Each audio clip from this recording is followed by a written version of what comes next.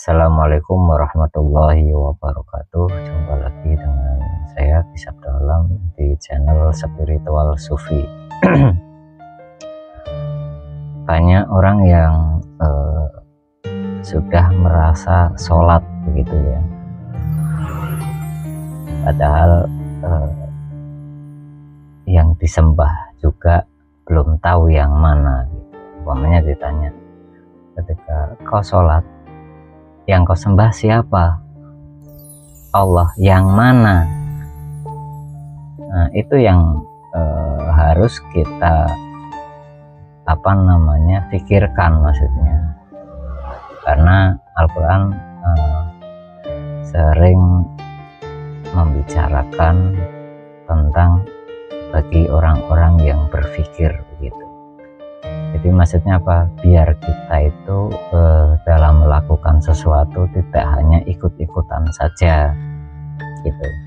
Orang sholat ngikut sholat, padahal caranya bagaimana untuk tersambung kepada Tuhan yang di maha akhirat itu belum tahu gitu. Kalau untuk kita masih kecil sih ya nggak apa-apa, tapi ketika kita sudah dewasa yang ibarat sudah bisa berpikir secara logika gitu, itu kita ya tidak bisa beribadah seperti anak-anak lagi. Jadi kita harus mengupgrade gitu, kalau umpamanya dari sisi pemahaman, kita upgrade pemahaman kita. Maksudnya apa? Ilmunya juga kita upgrade, ilmu secara prakteknya, secara empiris gitu. Jadi agar ketika kita sholat pun ya bisa terhubung dengan Tuhan di maha akhirat. Karena apa? Kita tidak mampu menjangkau dengan fisik jasmani ini yang sifatnya baharu, menjangkau zat mutlak yang di maha akhirat. Karena apa? Perbedaan dimensi gitu. Jadi nggak mungkin yang berjasmani bisa menjangkau yang maha ruhani, karena unsurnya itu sudah berbeda. Makanya kenapa di dalam Al-Quran Allah sendiri mengingatkan kepada kita seperti di surat Al-Ma'un ayat 4 yang artinya kurang lebih, maka celakalah bagi orang-orang yang sholat, yaitu orang-orang yang lalai dari sholatnya.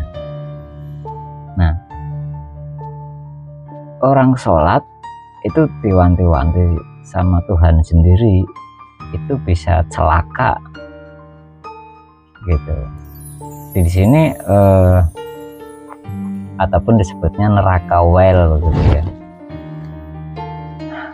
Jadi yang diancam neraka well orang-orang yang sholat itu di dalam ayat ini bukan orang yang tidak melakukan sholat, bukan. Karena apa?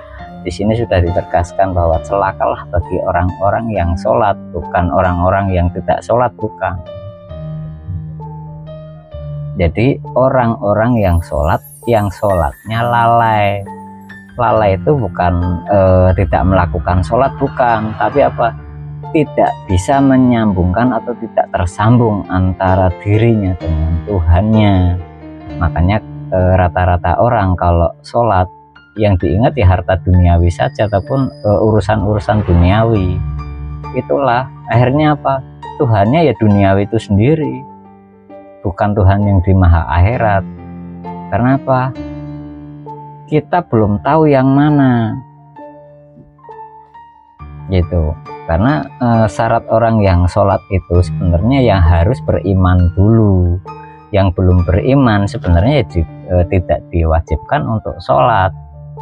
Mohon maaf ini sebelumnya, karena ini yang kita bicarakan di sini atau yang kami bicarakan bukan ilmu sudah untuk anak-anak ataupun untuk TK, SD, bukan ya. Kita udah sifatnya dewasa, jadi kita harus upgrade ilmu, kita harus kita upgrade. Jadi jangan sampai ibadah kita dengan ibadahnya anak-anak itu sama, karena sudah berbeda level. Maksudnya apa? Level kita harus kita naikkan. Jangan kita merasa puas dengan level seperti anak-anak gitu. Walaupun banyak orang yang merasa puas dengan ibadah sholatnya, wah saya mau yang penting saya sholat. Nah itulah, padahal Al-Quran sendiri mewanti-wanti, celakalah orang-orang yang sholat lalai dalam sholatnya. Itulah, kalau kita tidak menggunakan sistem ataupun tata cara yang diajarkan Nabi Muhammad sendiri, kita bisa dihukumi orang-orang yang sholat tapi celaka ataupun mendapatkan neraka wail. Itulah yang harus kita naikkan, level kita itu harus kita naikkan. Jadi jangan merasa puas dengan ibadahnya anak-anak, mohon maaf, karena apa? Levelnya sudah berbeda. Kalau anak-anak itu nalarnya belum jalan. Nah sedangkan kita yang sudah dewasa nalarnya sudah jalan. Jadi apa?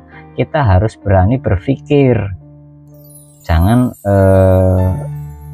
senang dengan dogma-dogma, cerita-cerita gitu. Karena apa? Yang melakukan kita, yang tanggung jawab ya juga kita, bukan orang lain. Makanya hati-hati gitu.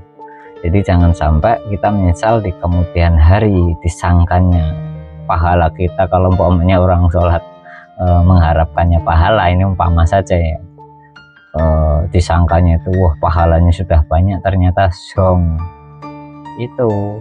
Jadi harus dibuktikan secara pasti. Karena apa? Hukum akhirat itu hukum yang pasti, bukan hukum yang mudah-mudahan. Baik, itu dulu yang bisa saya sampaikan. Salam rahayu kepada saudaraku semua, salam bahagia dimanapun berada, salam damai, salam Indonesia bersatu. Wabillahi taufiq wal hidayah. Wassalamualaikum warahmatullahi wabarakatuh.